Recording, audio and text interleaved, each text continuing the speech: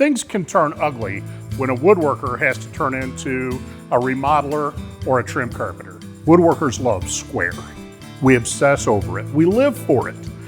But most home builders treat it as a casual suggestion. So when a woodworker gets ready to put something into their home, like a built-in shelf, you're going to have to accept the fact it probably isn't going to be perfectly square.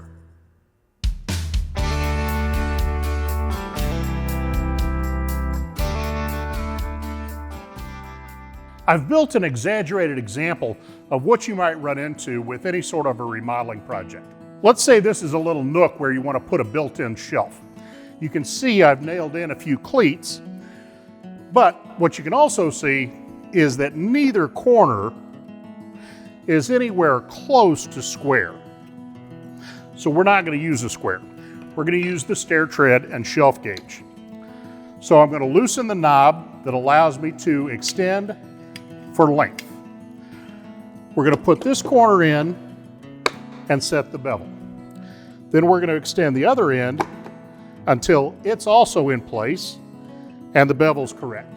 Now we'll lock for length, double check the bevel, lock the bevel, and our instant template is ready to go. I need the back edge of the gauge flush with my material. So I'm going to flip these two stops over. They'll catch the edge. This is a unique feature of this gauge. I'll mark both ends. And now we're ready to cut. These slightly out of square cuts are a perfect example of a great place for a track saw.